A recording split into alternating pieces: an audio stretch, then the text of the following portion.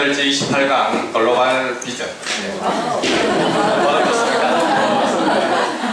오늘 우리 애들을 데리고 삼봉산을 갔다 왔습니다. 가는 길에 너무 실록이 정말 아름다웠습니다. 실록 찾아 이 학교에 오셨습니다. 정말 바쁜 걸음하셨습니다. 여러분들 큰 박수 부탁드리겠습니다. 저도 많은 분들이 오시려고 했는데 선배를 하는 과정에서 무척 힘이 들었습니다. 예, 먼저 학력에 대해서 간단히 말씀드리겠습니다. 1963년 강도초등학교에서 졸업을 했습니다. 1969년 통영동 중학교를 졸업하고 1974년 연세대학교 경제학과를 졸업하셨습니다. 주요 경력으로는 1974년 제15회 행정고시를 합격하셨고 1992년 청와대 비서실 행정관을 역임하셨습니다.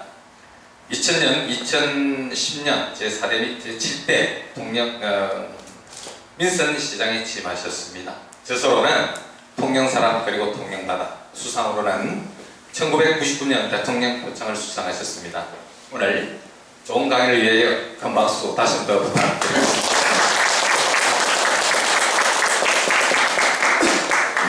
이거 없어도 되겠네요, 그냥. 네.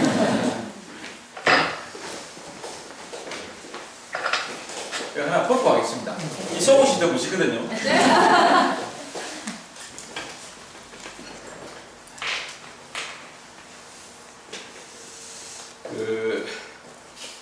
제가 1997년도에 처음으로 서울의 근무지를 떠나서 통영으로 왔습니다.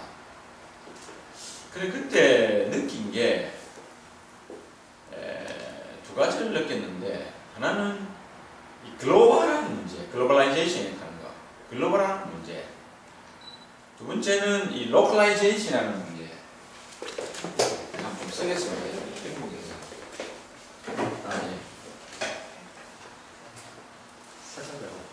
이게 상반되면서도 정말 우리가 추구해야 될 장기적인 우리의 비전이 될 수 있고, 또 어느 나라를 막론하고 이 두 가지에 충실한 나라가 세계 강국의 길로 갔습니다. 그런데 이제 저희들이 그렇게 느끼고 배우고, 또 제가 해외 근무를 많이 했어요.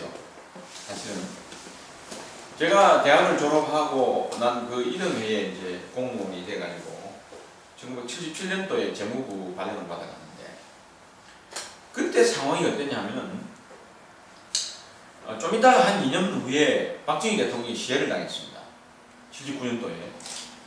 그래 이제 저희들이 초임 사무관 때 80년, 81년 이렇게 그럴 때 초유의 우리나라 사태가 벌어진 게 처음으로 우리나라가 마이너스 성장을 하게 되고, 처음으로 물가가 30%가 오르고, 오일 쇼크, 제2차 오일 쇼크가 와가지고 오일 값이 배럴당 13불 하던 게 39불까지 올라가고, 그래서 우리나라에 오일이 없고 이럴 때 됐습니다. 그래서 대통령은 없고 지도력이 부재가 되었고, 그런 상황에 이제 81년도에 전두환 대통령이 들어서가지고 그 당시 경제수석에 김재익이라는 분이 계셨어요. 저분이 그 경제에 대한 전체적인 사령관으로서 역할을 하게 됐죠. 근데 그때 참 잘한 게, 전두환 대통령이 잘한 거 외에도 장단점이 있습니다만, 잘한 것 중에 하나가 경제 정책에 관한 하는 그분에게 정권을 다 줬어요. 당신에게 관여하는 여러 가지 이 정치인들의 관여나 옆에 간섭이나 하는 것은 내가 전부 병국리까지 줄 테니까 네 마음대로 해라. 그래가지고 김재익 수석이 그 당시 그림을 그린 게 바로 개방정책이었습니다. 자, 이리 어려울 때 우리가 활짝 문을 열어버리자. 그러니까 자본자유와 수입자유와 노동자유와 이 세 가지를 부르짖었습니다. 그래가지고 우리가 이제 완전히 국제시장에 완전히 탁 들락버렸죠. 이렇게 내놔둔 상태입니다. 그때 저희가 한창 일하는 그 일을 하는 한창 실무 사무관이었어요. 제가 재무부 그때 관세국에 있었습니다. 수입자유화가 제가 맡았습니다. 그런데 그러한 상황에 딱 접하니까 뭐가 가장 문제냐? 랭귀지가 제일 먼저 문제입니다. 말로 모르고 어떻게 일을 할 겁니까? 말이 제일 문제예요. 그래서 그 해에 정부에서 일이 안 되겠다 해가지고 그 그 일하는 놈들 몇 놈들 추려가지고 그 피단기 외국 어학 교육을 보냈어요. 제가 거기에 이제 픽업이 됐습니다. 그래서 콜로라도 대학에 가지고 6개월 동안 아주 그냥 막 인텐시블리 하게 이제 막 이 영어로 이렇게 했습니다. 6개월 하다 그게 됩니까? 이렇게 그러잖아요. 그게 됩니까? 네. 그러니까 막 대충 막 이렇게 대충 이래 했습니다. 근데 사실 우리가 영어를 중학교 때부터 조금 배워가지고 대학 4학년까지 배우면은 그 10년 하는데 그 10년 동안에 영어를 한 시간을 따지면은 미국의 5살짜리 애들이 한 달 배우는 거하고 비슷합니다. 미국의 5살짜리 애들은 눈만 뜨면은 영어 하는 거 아닙니까? 그죠? 근데 우리는 뭐 일주일에 뭐 한다 해봐야 뭐 한 4시간 이렇게 학교 가서 중학교부터 해봐야 맨날 아이언보이 굿모닝 이러다 난지 그 이상 한다는 게 못 넘어가거든요. 선생님도 그렇고 뭐 다 하는 사람이 다 그렇단 말이에요. 그래가지고 6개월 동안 와가지고 그래도 그쯤에 아 너가 이거 제대로 일할 사람이다 이래가지고 그런 부서에 배송을 받았어요. 그래 일을 하는데 그때 딱 부닥친 게 뭐냐면은 글로벌라이제이션.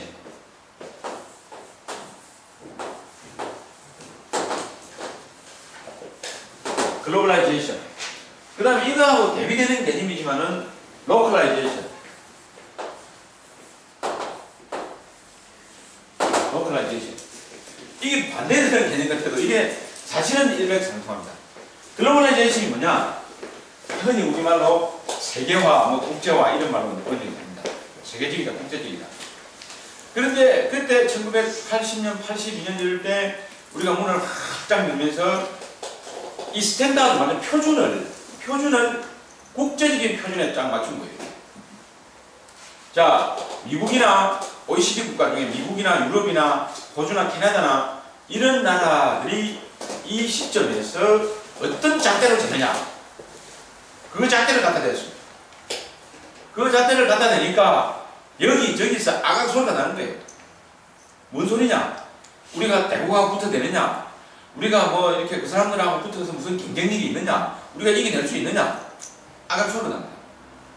그런데 재밌는 것은 그렇게 해야만이 우리가 거듭 태어나요. 자극이 있을 때, 충격이 주어질 때 거듭 성장하고 거듭 변화가 되고 나를 되돌아보고 나를 추스리지 어떤 충격이나 변화나 어떤 외부의 어떤 결정적인 아픔을 주어지지 아니할 때는 사람은 변하지 않습니다. 이때 정말 엄청난 변화가 왔습니다. 그게 뭐냐? 그때부터 영어 공부하기 시작합니다. 아무래도. 그래가 뭐 EBS가 생기고 뭐가 생기고 막 영어 프로그램이 생기고 난리굿이 벌어지고 서울 강남에 그냥 뭐 영어 학원이 막 그냥 꽉꽉 차고 있는 겁니다. 그런 변화가 옵니다. 그 다음에 또 그런 속에서 야 이게 아니구나. 정말 우리 나가보니 이렇구나. 정말로 이 대륙이 오늘날 있기까지 어떤 과정을 겪었던가. 유럽이 오늘날 인류국가가 되기 위해서 어떤 과정을 겪었던가. 우리 학교에서 역사책으로 배우는 것이 아니고 그냥 스스로 몸으로 익히려고 뛰어나가는 겁니다. 이런 변화가 와요. 이럴 때 우리는 거듭거듭 이렇게 다시 거듭 태어나는 겁니다. 이게 발전입니다. 이게 경쟁력입니다. 물론 도태되는 사람도 있습니다. 못 따라가는 사람. 그렇지만은 역사는 그렇게 앞서가면서 깨우치는 엘리트 마이너리티가 앞에서 끌어줄 때 역사가 발전되는 겁니다. 그래서 이때 엄청난 변화가 왔어요. 이 글로벌라이제이션입니다. 글로벌라이제이션. 그러니까 모든 생활의 스탠다드를 기준을 국제적인 선진국 수준에 갖다 대비해. 지금 우리가 어느 땅에 서 있든지 간에 그러면 우리 땅이 좀 무르고 우리가 그 수준에 못 간다 하더라도 그 수준을 갖다 댈 때는 이 땅이 바뀝니다. 우리가 썼던 땅이. 이것이 우리가 추구해야 되는 그런 방향이에요. 근데 그러면은 글로벌라이제이션이 뭐냐? 이 로컬라이제이션이 뭐냐? 우리말로 지방화라는 거죠. 현지화. 지방화 또는 현지화 이렇게 표현합니다. 지방화. 이 개념이 다른 거겠죠. 그런데 이거는 무슨 뜻이냐면 이런 뜻입니다. 동양 나라로서 맨 먼저 외국에 발을 들여놓고 이게 외국의 문을 두드린 나라가 중국과 일본입니다. 중국과 일본인데 재밌는 것은 이 중국하고 일본의 전략이 전면 정반대예요. 중국은 뭐냐? 이 사람들은 중화 문화권이 돼가지고 중화 문화가 세계의 중심이다. 또 중국 중화 문화만이 세계를 리드한다. 그래서 이 사람들은 자기 문화에 대한 긍지가 자존심이 엄청 높습니다. 그래서 사실은 보면 그렇죠. 중국 역사가 그럴만도 합니다. 내가 중국 사람이라 해도 이 중국 자기들 문화에 대한 긍지가 대단할 것 같아요. 왜냐하면 BC 3세기경에 이 지구 땅덩어리에서 중국이 최대의 제국을 만든 전 그만한 크기의 그 제국을 통치한 유일한 이 지구 땅덩어리의 황제국이 중국입니다.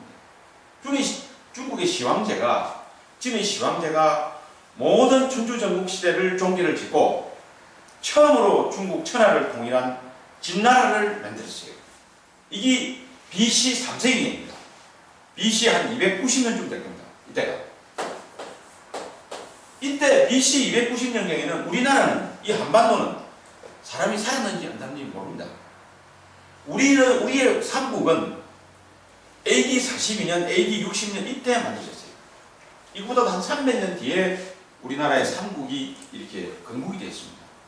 그거보다 한 300년 전에 정말 진해 시황제가 중국 천하를 통일하면서 대수로를 만들고 대운하를 만들고 큰 길을 닦고 이른바 화약이 나왔고 전쟁을 하고 마차가 나오고 이랬습니다. 요새 백마총도 여러분 가본 적 있죠? 서안에 백마총 가보시면은 그게 바로 BC 290년에 만들어진 것들입니다. 한번 생각해 보세요. 그때 유럽이나 어디나 문화라는 것은 4대 문명지밖에 없었습니다. 그 에집트 강변에, 그 나일 강변에 있는 에집트 문화, 이쪽에 그 메소포타미아 쪽에 중동 문화, 인더스 강변에 인도 문화, 황하 강변에 이거. 근데 이게 제일 먼저 확 잡혔어요. 그때 브라마 대륙은 조그마한 부족국가로 잘래 나눠져 있었습니다. 그래가지고 이 사람들이 대제국을 만들어가지고 엄청난 문화를 꼽혔죠. 그래서 뒤에 나타난 한 나라가 요 한자. 이 한 나라가 한자를 만들고 과약을 만들고 4대 발명품이 나오지 않습니까? 이래서 이 지구 땅덩이 전부 닥쳐서 적어도 AD 약 한 500년까지는 AD 500년 이전까지 말하자면은 구라파에 새로운 문명이 들어서가지고 뭔가 우리 인류에게 새로운 창조적인 문화를 제공하기 이전까지는 중국 문화를 따라갈 데가 없었어요. 문자나 모든 부분이. 그래서 이 사람들은 중화 문화에 대한 어떤 그런 이 프라이드가 대단한 거죠. 그러니까 지금도 그게 머릿속에 쫙 박혀 있습니다. 그래가지고 이 사람들이 이제 명나라 시대 와가지고 해외를 막 개척을 했습니다. 이렇게. 진나라, 한나라 이때는 구라파 중국 그 대륙 안에서만 저끼리 붙잡자 했는데 명나라 시대 들어오면서부터 이렇게 이제 막 이 대륙으로 나갔는데 혹시 여러분들께서 저도 이제 처음에 그 중국을 여행하고 또 이렇게 중국 역사를 읽고 뭐 이럴 때 주로 보면은 뭐 명나라 때가 어떠고 송나라 때가 어떠고 진나라 때가 어떠고 뭐 남북조 시대가 어떠고 막 크게 이야기하고 막 이게 막 시대가 헷갈려가지고 뭐가 뭔지 잘 모르겠더라고요. 여러분도 그렇죠? 저도 그랬어요. 근데 중국은 왕조 하나가 한 나라가 200년 이상 간제가 없습니다. 그만큼 치열했던 거죠. 서로의 그 어떤 반란이나 이민족 간의 갈등이. 우리는 보통 한 왕조가 다 500년 이상 갔지 않습니까? 고려는 물론 뭐 1000년이나 가고 신라도 거의 1000년이나 가고 그랬습니다. 근데 그동안에 중국은 한 100년 만에 바뀌고 중국의 진의 시황 때도 50년밖에 통치를 못했어요. 진나라 자체가. 그러니까 막 엄청나게 많이 바뀌었습니다. 이 바뀌다 보니까 우리가 뭐 이 강의를 듣거나 뭐 들을 때는 뭐 송나라 때는 어떠고 뭐 북송시대 남송시대는 어떠고 남북대 시대는 어떠고 명나라는 어떠고 송나라는 어떠고 이러고 막 헷갈리게 되는 부분이죠. 그래서 제가 하나 만든 방식이 하나 있습니다. 이 안 헷갈리게 하기 위해서.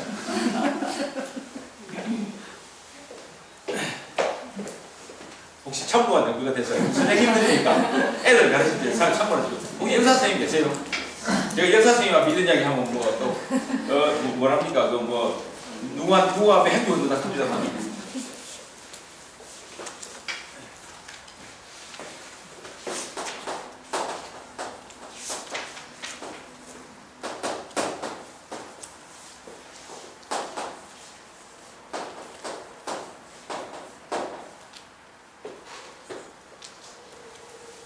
그러면 한국말 써야 되겠지.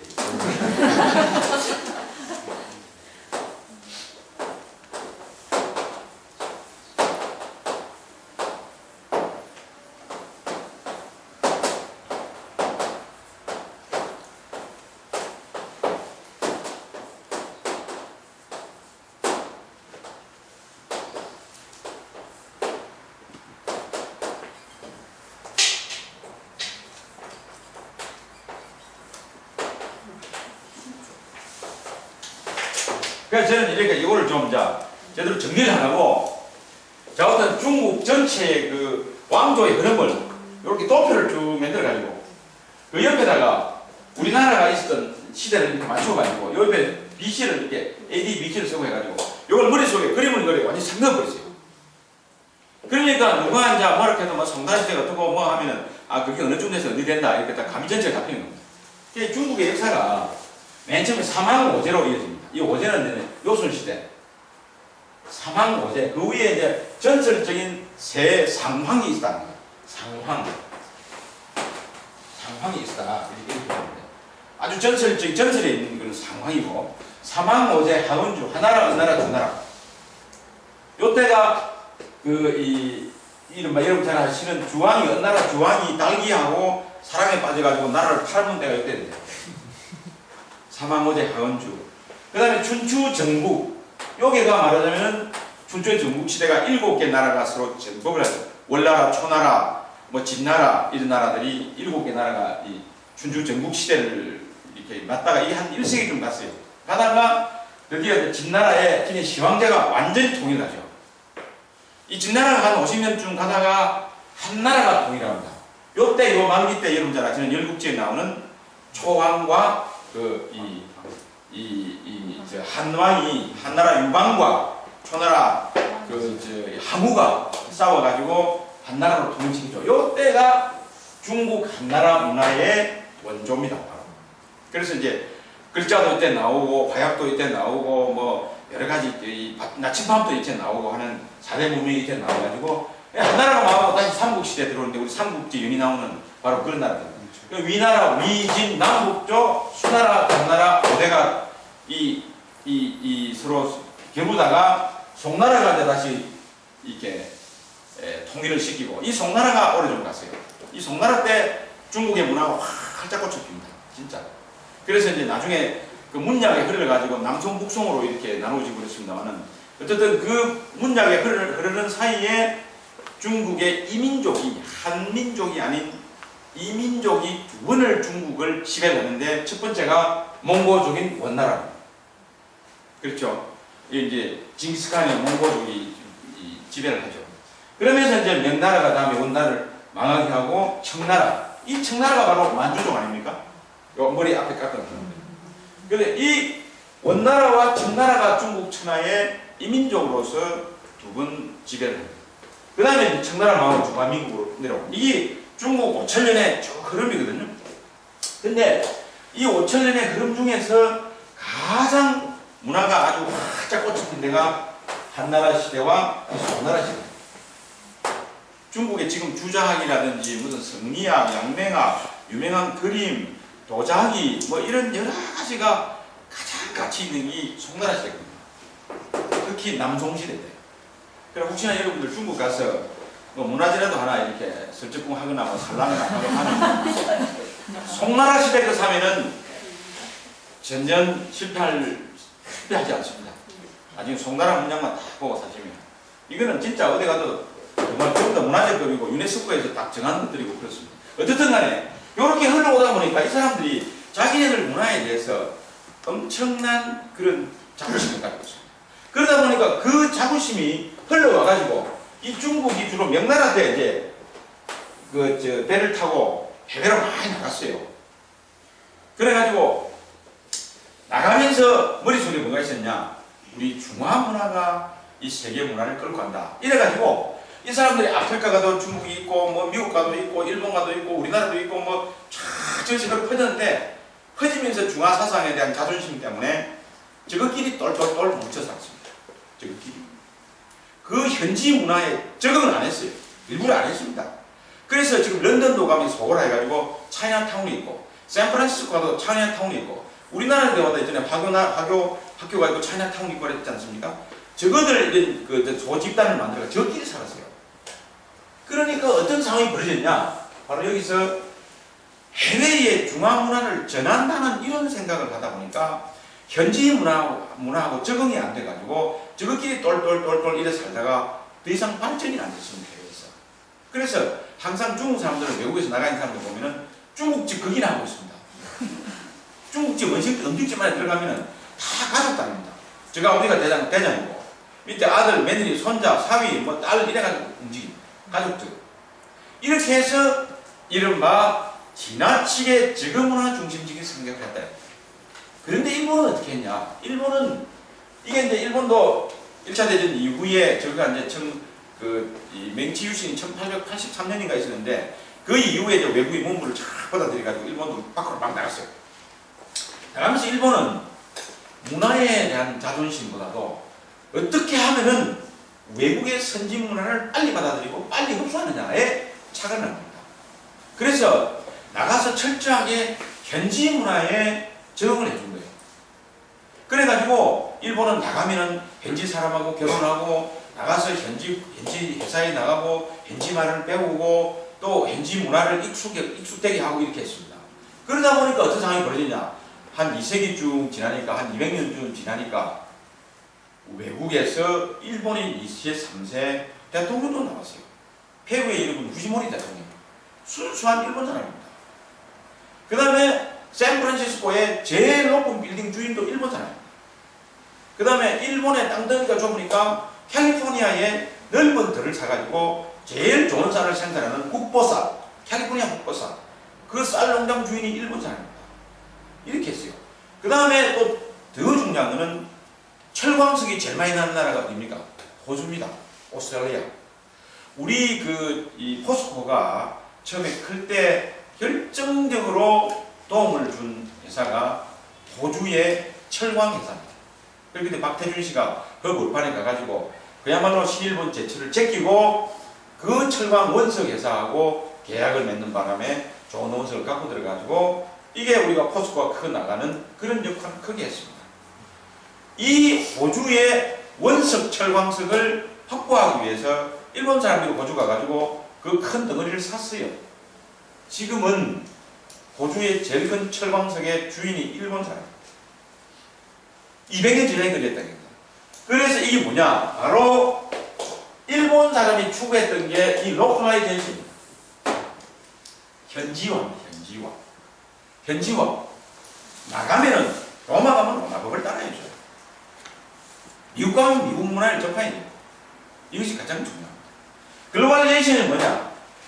모든 세계의 선진국의 어떤 기준을 우리에게 가져오는 게 글로벌레이션이고, 우리가 나가서 현지에 적응하는 것이 로컬라이제이션입니다. 그래서 이 두 개를 보면서 제가 97년도에 이 지역에, 이 토용에 정말로 이 개념이 좀 우리 생활 속에 깊이 들어가서 우리가 뭔가 자극을 받아야 되겠다 라고 생각해서 그때부터 제가 이런 기회 모으면은 이 두 가지를 가지고 이야기를 했고, 그 당시에는 잘 받아들이시지를 않습니다. 근데 제가 재작년에 2010년도에 이렇게 취임을 하고 난 뒤에 우리 공무원들 워크샵을 할 때 이 이야기를 집중적으로 했어요. 지금이라도 안 됐다. 우리 바로 이래야 된다. 이러니까 그제는 좀 지금 받아들이는 얘기입니다. 자, 이게 그러면 구체적으로 뭐냐? 요새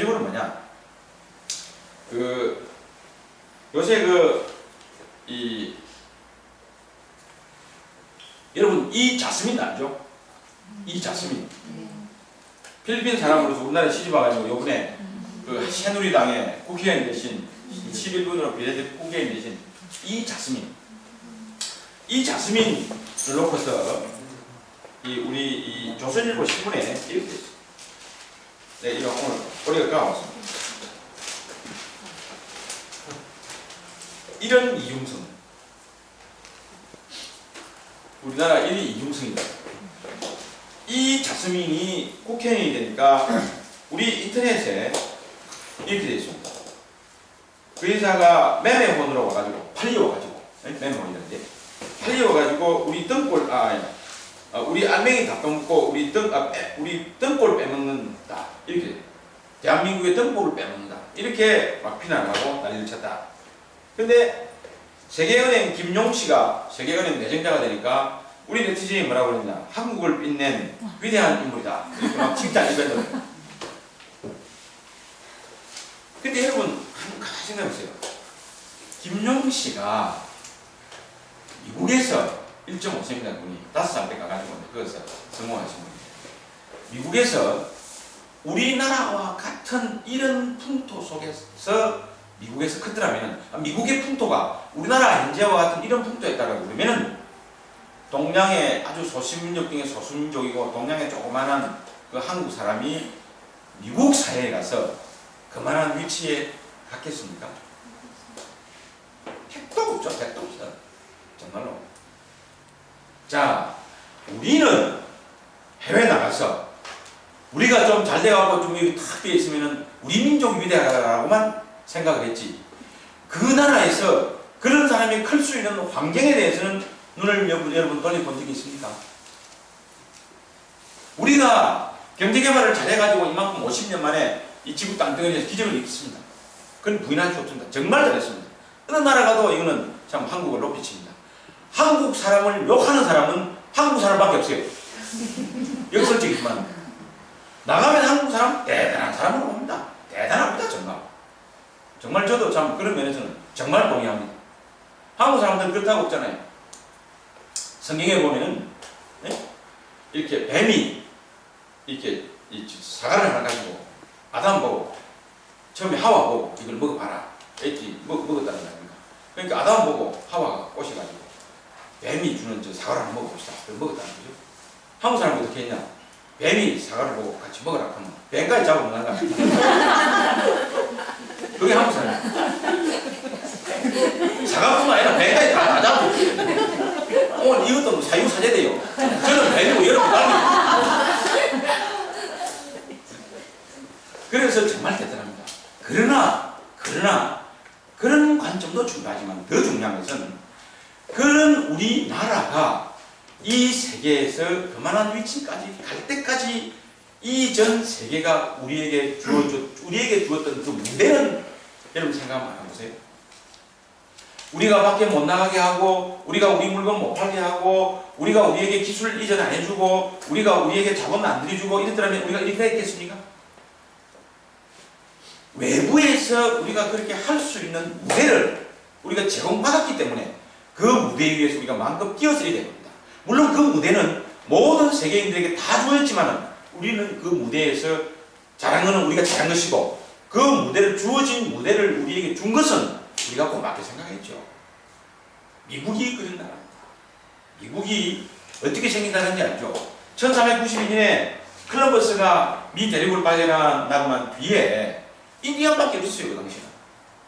그래가지고 제일 처음 미국이 이제 탄생하게 된 게 1613년에 포르투갈의 그 어떤 항구에서 메이플라워, 그러니까 5월의 꽃, 메이플라워를 타고 청교도들이 크로멜이 주도했던 그 청교도 혁명이 1588년에 영국에서 완전 실패로 끝나는 바람에 이상행을 꿈꿨던 그 청교도들이 일단 이 배를 타고 메이플라워를 타고 미국으로 건너갔습니다.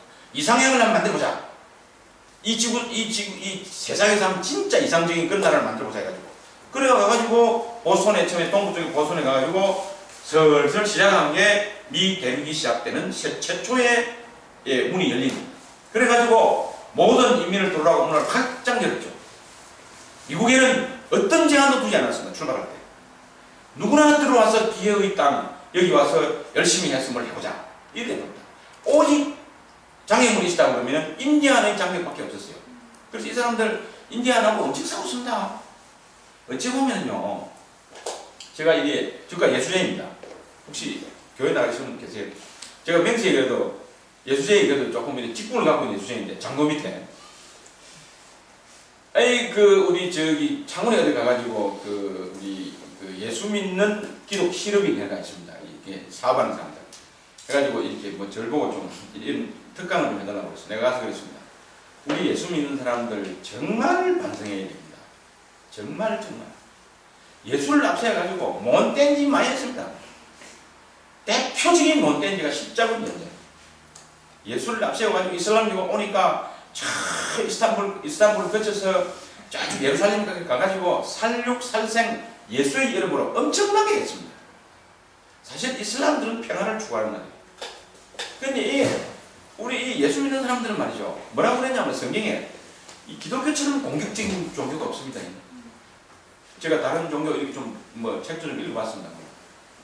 기독교는 어떻게 했냐면 성경에 하나님이 만물을 창조했다. 창조한 피조물 중에 인간이 최고 영장의 피조물이다. 네가 내가 창조한 모든 피조물들을 네가 내가 정복하고 네가 지배해라. 이렇게 그래서 너는 땅에 충실하고 너는 만물의 영장이다. 네가 나가서 다 해라. 이래 놓으니까 얼마나 분기탱천하겠어요. 그래가지고 그 예수의 이름으로 템플 기사단 이름을 아시죠? 템플 기사단. 그 예수의 이름으로 엄청나게 못된 짓을 했습니다. 그런데 그 다음에 못된 짓 한 것들이 바로 제국주의 시절의 식민지배, 이른바 인디안들을 처단하는 거예요. 자기들 앞에 나타난 것은 악마고 마귀고 저거가 이제 뭐 이렇게 선택받은 초전 피플이다 이래가지고 선택받은 인물을 해가지고 막 치고 나간 겁니다. 그러면서부터 죽이면서도 죄의식이 없는 사람들이 예수님이라니까요. 왜냐? 그냥 돌아와가지고 주여 내 죄를 용서해 주소서. 뭐 다음날 아침에 마음 깨끗한 마음으로 가요. 그런 종교가 이 기독교밖에 없지요. 불교나 이런 데는 내가 죄를 지으면은 그거를 참여하고 그거를 참 자기가 어떤 아픔을 느끼면서 같이 하고 사죄하고 하는 이런 게 있는데 이거는 뭐 기도 한번 하고 나면 그만이야. 그 저기 뭡니까 여러분 그 미랑 영화 보셨죠? 그 전도회 나오고 하는 거 그거 한번 보세요. 그 전도회가 뺑돈 게 왜 뺑돈을 뽑냐? 저거 아들을 죽인 놈이 아이고 뭐 참 까먹산에 살고 있는데 여러분 보셨습니까? 네. 까먹산에 살고 있는데 지금 이제 예수 믿고 좀 용서해 주려고 갔더만 한다는 소리가 나는 용서 받았다. 가니까는 막 뼈가 돌겠어요. 참여하고 있어야 될 사람들이. 그래서 어쨌든 말이 좀 엇나갔습니다만 어쨌든 그런 미국은 모든 제한을 다 없애버렸습니다. 누구나 와서 똑같은 조건에서 똑같이 일할 수 있습니다. 그러니까 우리나라 같은 사람이 능력만 있고 노력만 하면 미국에서 꼽힌다. 그리고 그 나라에는 능력 중심으로 가는 겁니다. 만약에 이 자스민이 나는 그 사람의 능력이 많이 있는 건 모르겠어요. 그러나 중요한 것은 우리는 이 시점에서 그런 사람을 욕하는 나라가 될 것이 아니고 그런 사람의 능력과 그런 사람의 재능을 우리가 활용하는 나라가 되어야 된다. 그걸 막는 나라가 아니고 제일 경계해야 될 게 민족주의입니다. 민족주의는 반드시 전쟁을 수반합니다. 제일 민족주의자는 누군지 아세요? 아돌프 히틀러입니다. 이런 사람들이 독일의 이 아이리안 민족만이 제리다, 게르만 중에서도 아이리안이 제리다. 그래가지고 SS 대원을 만들어가지고 순수한 독일 피를 받지 않는 사람은 제거해 들어가잖아요. 이게 민족주의 폐해입니다. 그 다음에 이 민족주의 독일 같은 일본 같은 경우도 민족주의 색깔이 굉장히 강합니다. 다른 문화 잘 이렇게 안 받아들이고 저끼리 쫄쫄쫄 뭉쳐가 지랄뱅하고 그래야 하는 게 임진왜란 뭐 이거 전쟁이 이렇게 겁니다. 민족주의는 반드시 전쟁을 수반합니다. 이 중에 여러분 하나가 만약에 내가 제일 똑똑하다, 내가 제일 뭐 멋지다, 내가 제일이다 하면 딴 놈들이 가만히 두겠어요? 이 전쟁으로 가면 전쟁으로. 그러니까 민족주의는 민족 우월주의는 되게 가장 무서운 겁니다. 서로가 존중해야 돼요.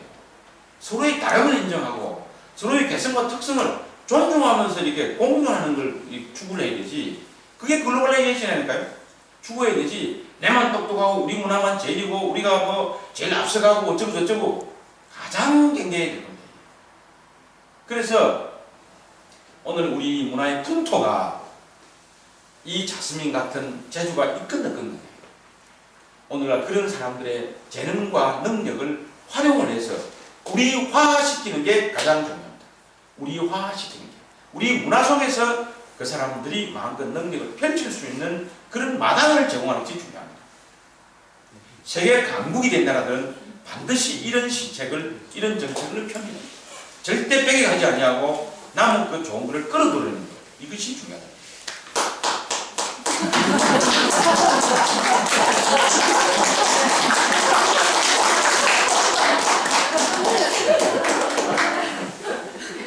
그래서 시청에서 밥 먹는다고 젊은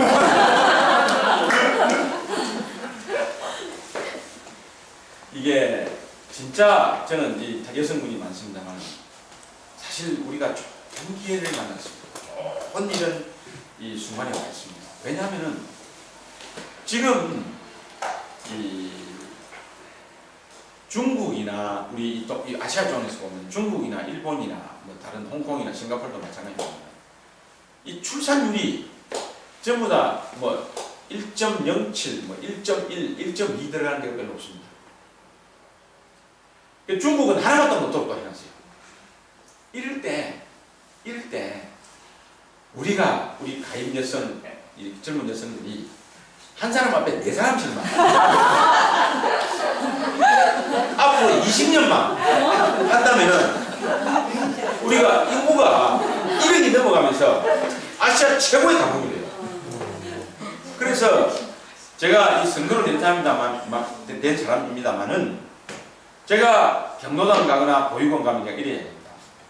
이제는 노인을 위하고 장례문화 발달된 나라는 그거는 망조드는 나라입니다. 태어난 아이를 위하고 애를 잘 키우는 나라가 앞으로 강국이 되는 나라입니다. 할머니 할아버지들 좀 죄송합니다만 먹고 사는 것까지만 합시다. 그 이상은 하지 맙시다.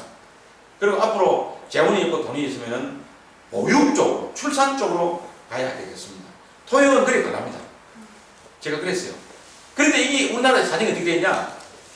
양농 경로당 가면 표가 있고 보육원, 고아원, 여러분한테 가면 표가 없어요. 그러니까 선거에 나온 사람들이 경로당 가면 잘해주기라고 전하고 온갖 무슨 짓을 다 합니다. 뭐도 사주고 뭐 보육 이 양도수당도 주고 뭐도 주고 다 합니다. 이 육아원이나 보육원이나 이런 데 오면은 그저 조금 동정적인 측면에서 하고 실질적으로 여러분처럼 애를 키우는 보육 쪽에서는 이게 좀 뒤떨어져 있어요. 근데 이 거꾸로 가요. 그래서 통영시정은 내가 다른 데를 보겠습니다. 통영시정은 거꾸로 바꿔놨습니다. 진짜 아이 돌봄이라든지 뭐 보육 시스템이라든지 이런 게 다른 어느 데보다도 낫고요. 무상교육, 무상급식 제일 먼저 했고 요번에 0세부터 2세까지 보육료 토익이 제일 많습니다. 이 대목에서 박수 쳐요.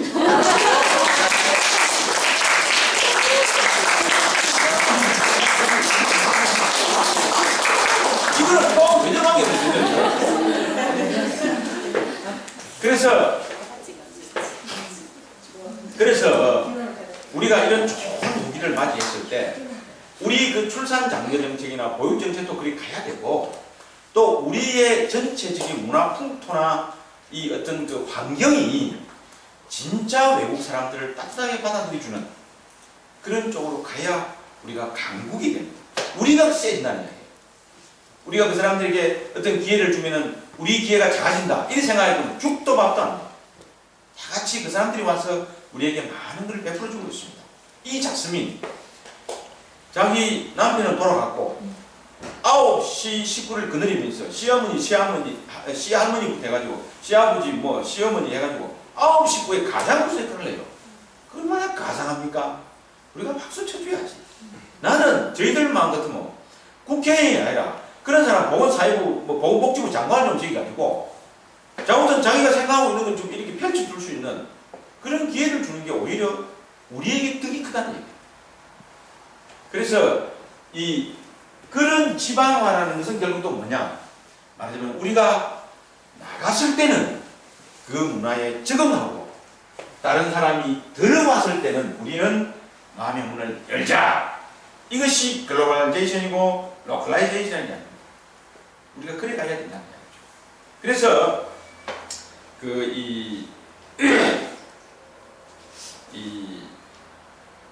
제가 있으면서 야외에 있으면서 이 두 가지 장벽에 부닥친 좋은 예를 하나 드리도록 하겠습니다.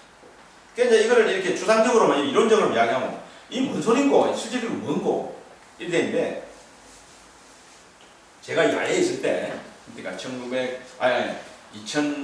8년, 2006년, 2007년, 8년에 2002년도 시장 조금 맛 좀 들이다 보면 이상하게 돼갖고 이래 돼가지고 한 6, 7년을 좀 이렇게 좀 인고의 세월을 보냈습니다.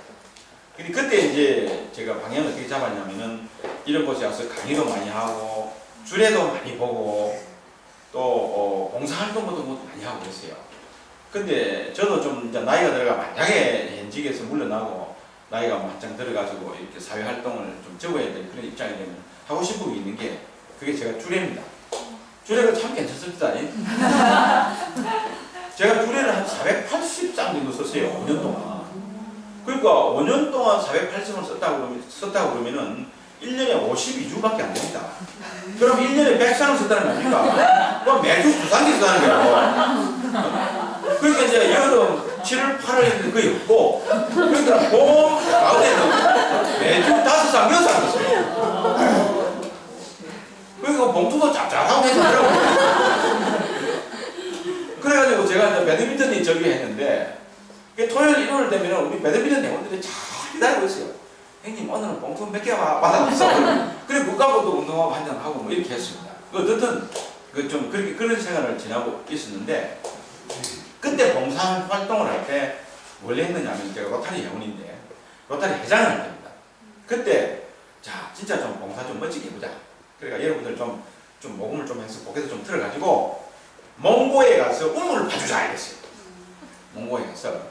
그래, 그때 제가 이제 쭉 자료를 조사를 해보니까, 정말 식수가 부족한 나라가 몽고와 캄보디아 이런 데입니다. 몽골 사막에 참 물이 부족해요. 근데 거기에 이제 계를 해가지고 이렇게 몽고 천막을 치고 사는데, 한 사람이 물 소모량이 요 맥주컵에 2컵 정도 되는 겁니다. 하루에. 그러니까 이빨 닦은 물 도로 뱉어내가지고 이렇게 했다가 또 손도 씻고 뭐 이래요.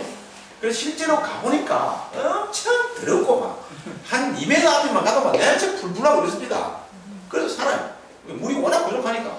그래서 또 그 구정물을 먹고 막 이러는 바람에 애들 영하 사망률도 엄청 높고, 그래 여기 좀 뭔가 사랑의 손길을 보내자 해가지고, 그래 이제 우물 파주기 위해서 우물 하나 파는 돈 1,000만 원 정도 합니다.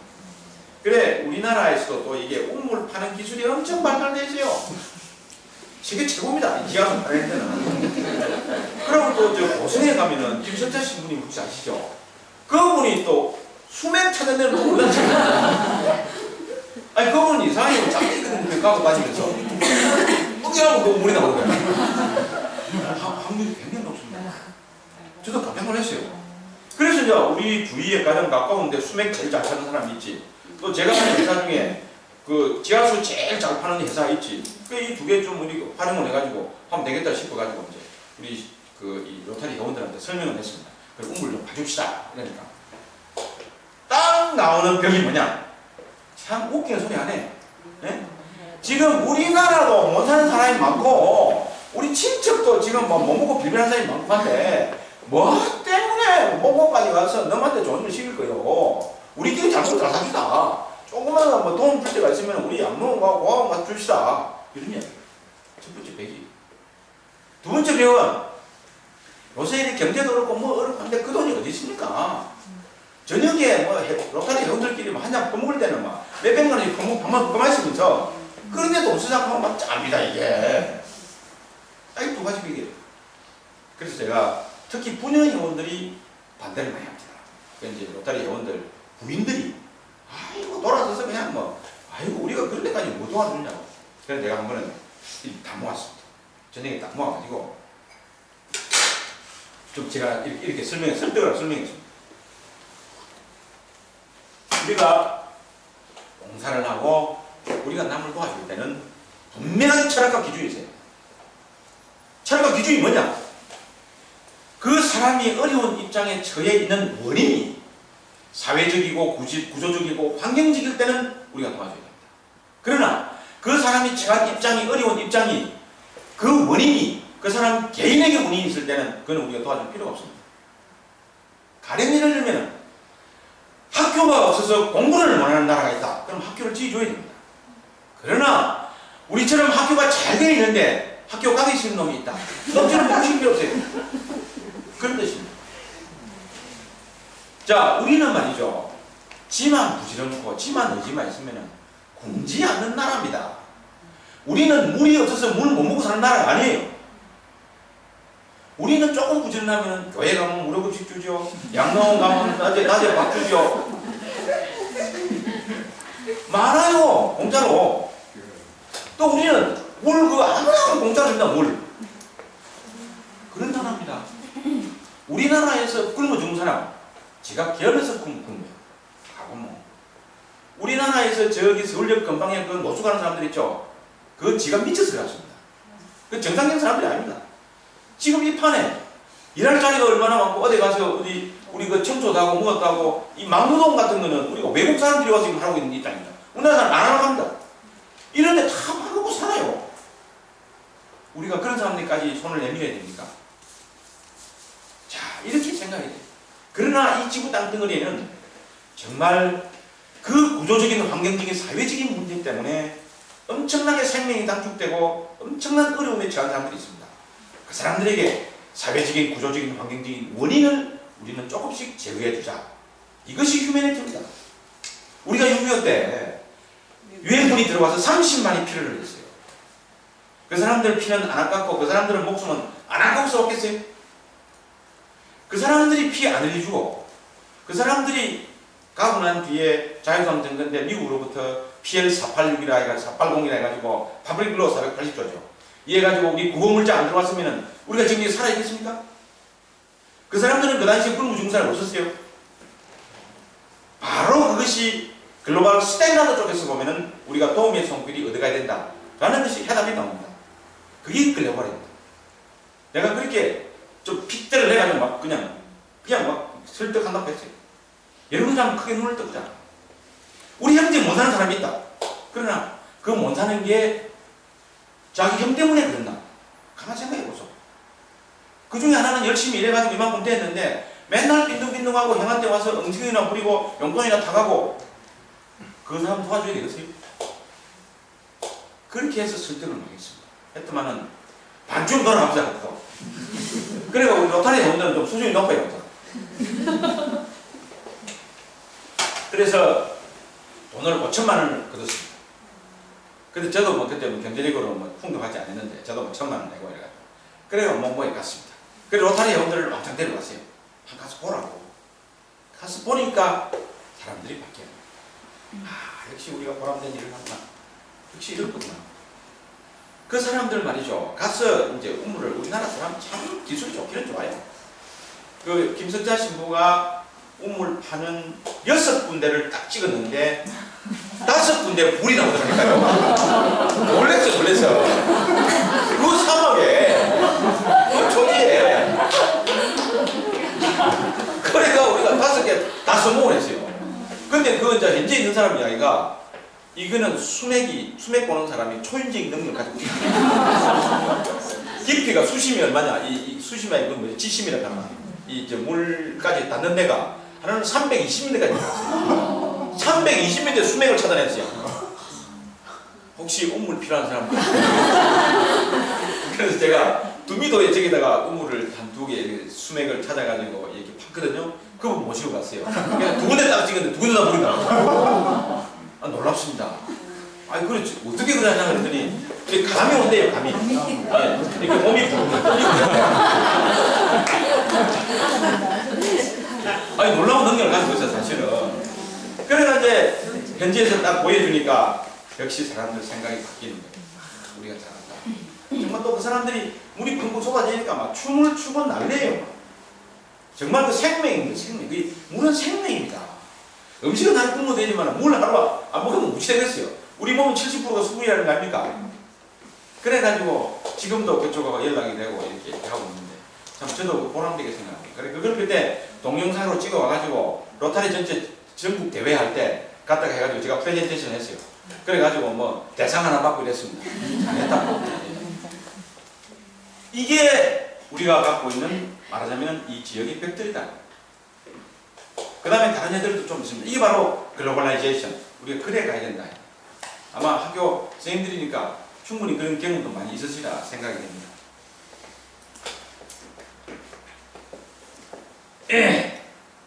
그 다음에 이제 참 우리 역사에서 보면은 정말 이 아쉽게 생각하는 것 중에 하나가 우리가 이게 글로벌라이제이션 해가지고 외국 문물을 받아들여서 외국을 좀 가와가지고 이렇게 좋게 우리가 한 단계 발전할 수 있는 이런 기회가 참 많았어요. 가장 가까운 예를 얘기했습니다. 최근에 가장 가까운 동일이라는 얘기. 제가 2월달에 뉴질랜드로 갔습니다. 가가지고 그 스카이라인 사라에서 그 루지를 만들어 하는 그 회사 본사에 가가지고 그 이사에 가서 우리 통명에 대해서 프레젠테이션을 했어요. 이렇게 쭉 하니까 또 그 사람들이 와가지고 난 뒤에 우리 통명에다가 루지를 설치하기로 했습니다. 루지를 해가지고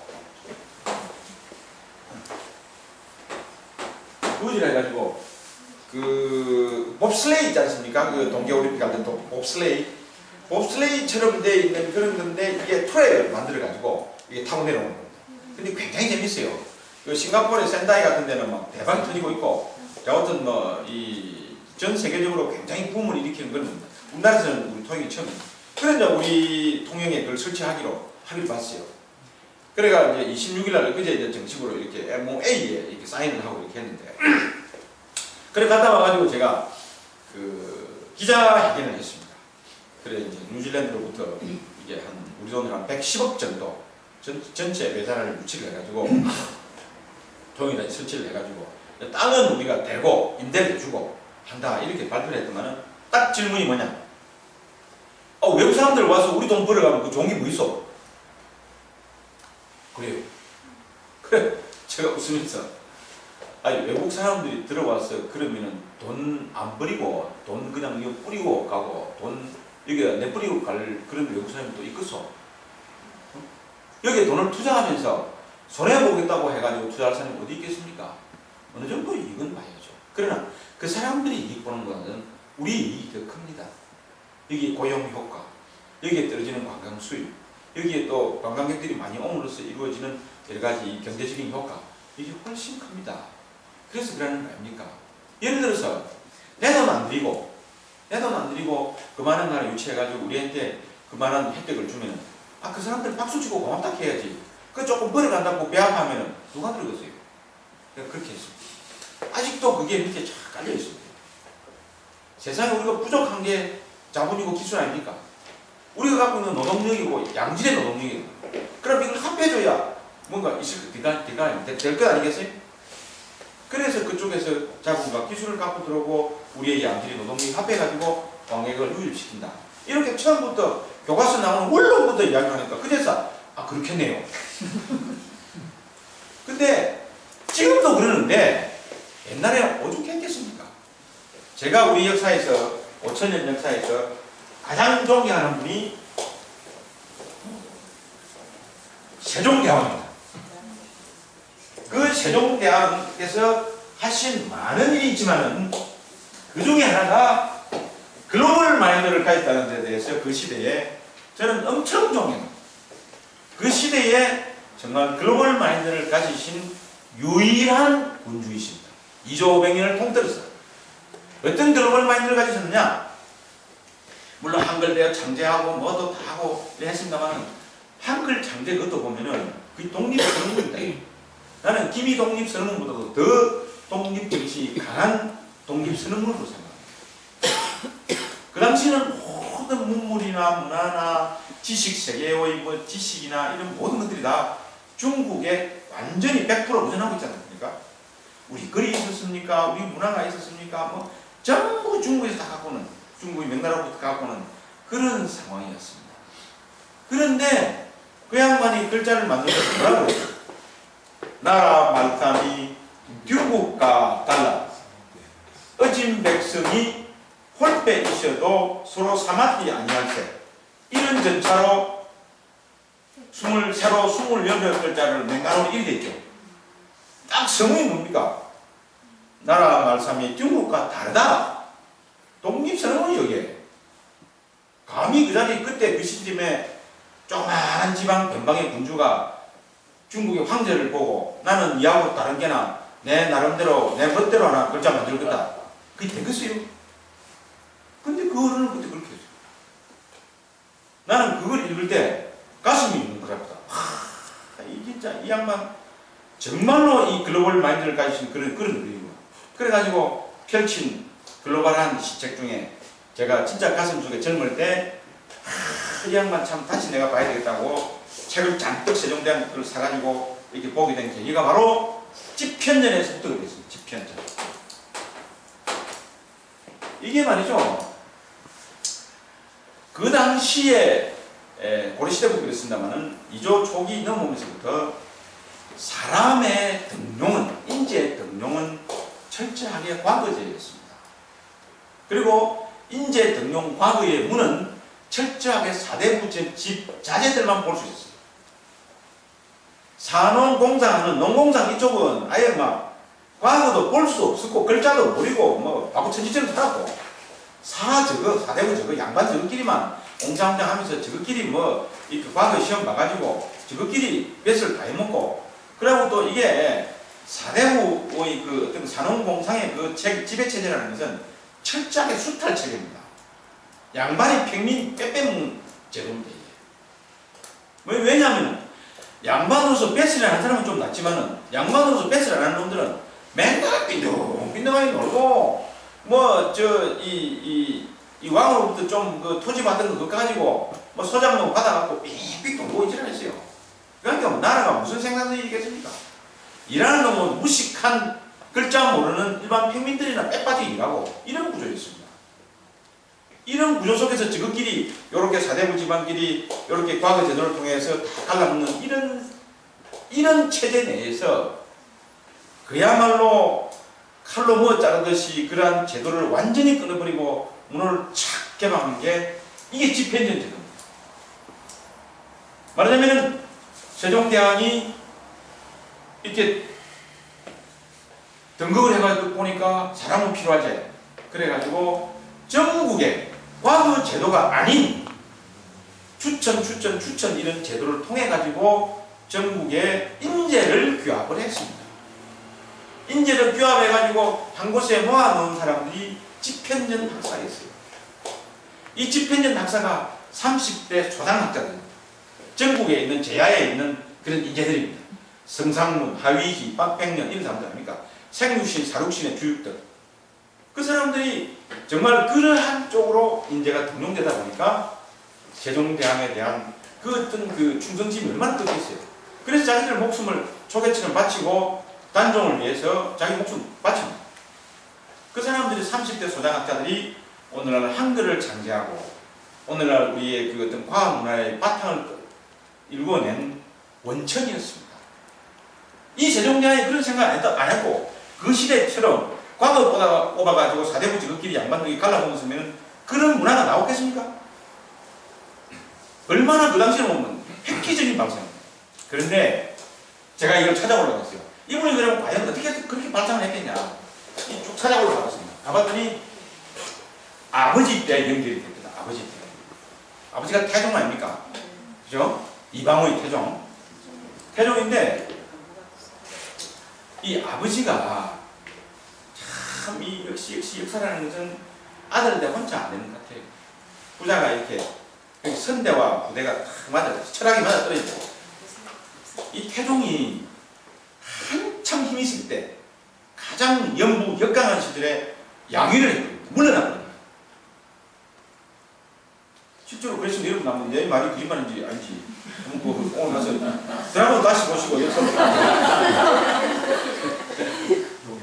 가장 연부 역강할 때 왕을 아들한테 물려줍니다. 근데 이때 굉장히 어려운 게 신하들이 엄청 고민했어요. 저 사람 말이 진짜인지 아니에요. 만약에 태종이 신하들 마음을 깨끗하기 위해서 내가 물러난다 이러면 예 물러나십시오. 그럼 배신 아닙니까? 그럼 가는 거예요. 또 근데 그게 찬성을 해주는 사람 반대, 전부 다 반대하는 거니까. 마음이 어떻든 간에, 들어가셔야 된다고. 그 신하들의 그 반대를 무릅쓰고 진짜 양위를 합니다. 양위를 하기 전에 뭘 하느냐? 자기가 정권을 잡을 때는 왕가의 날은 두 분이나 겪습니다. 그렇죠? 태조 이성계로부터 이제 자기가 점지를 못 받았잖아요. 그러니까 왕가의 날을 일으켜가지고 왕권을 찬탈을 합니다.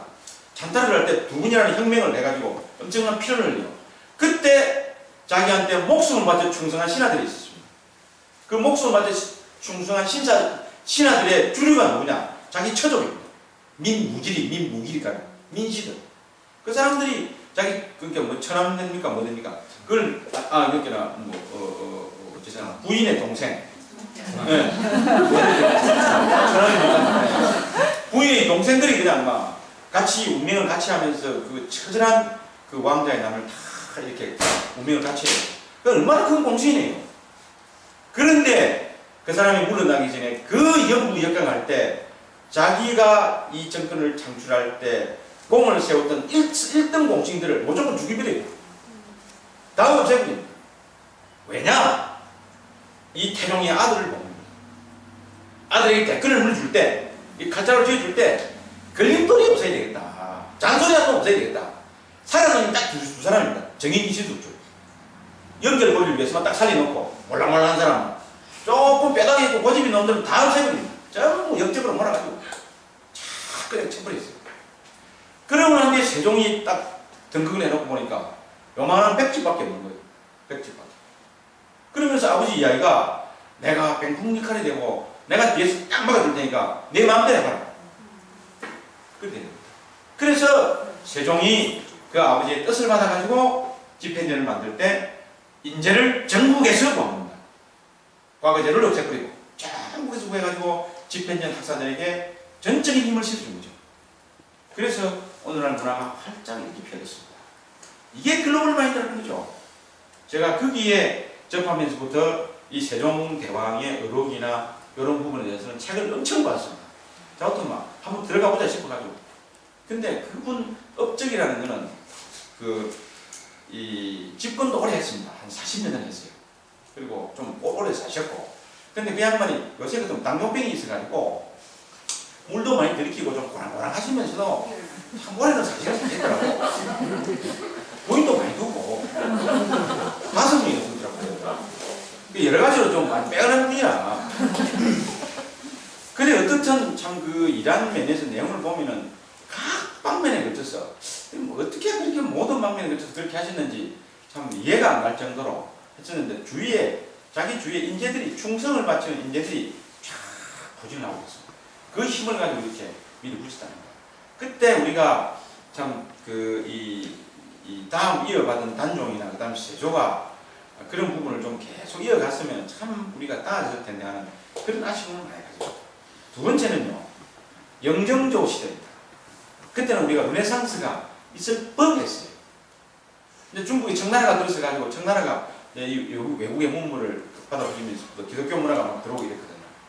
근데 영정조 시절에 이제 그 우리 소당학자들이 또 그 청나라로 가가지고 새로운 문물을 많이 접하게 됐습니다. 그게 북학이라고 해요. 북학 이렇게 했죠 그 당시에.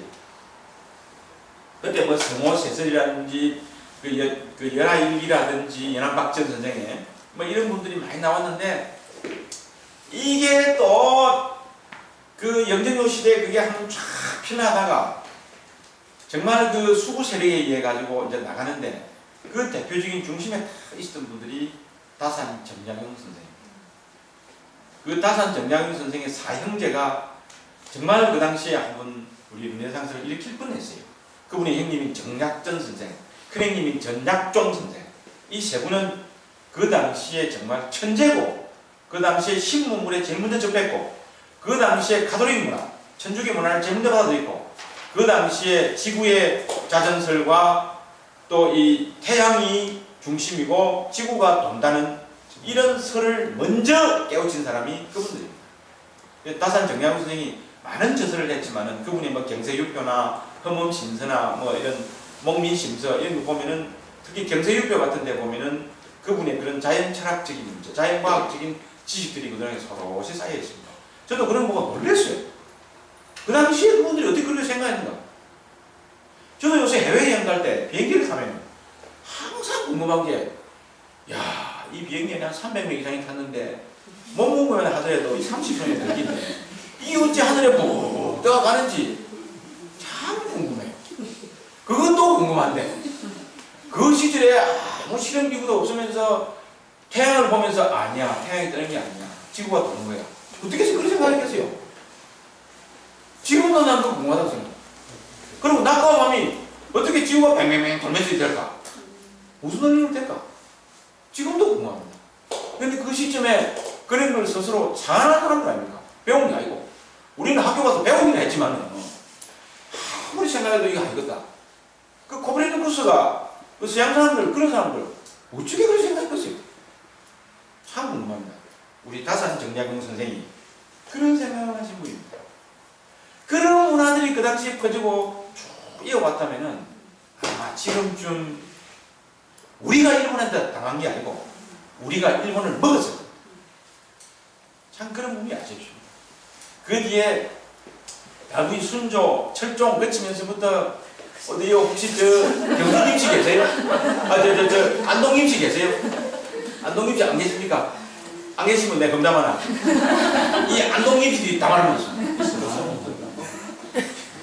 순조 돌아가시고 난 뒤에 안동김씨가 제도정치를 하면서 말이죠. 이 전주의시 왕소는 다 없애버렸습니다. 전부 씨를 맞아요, 씨를. 씨를 맞고 난 뒤에 순조가 또 돌아가고 나니까 이게 진짜 전주의시가 없는 거예요.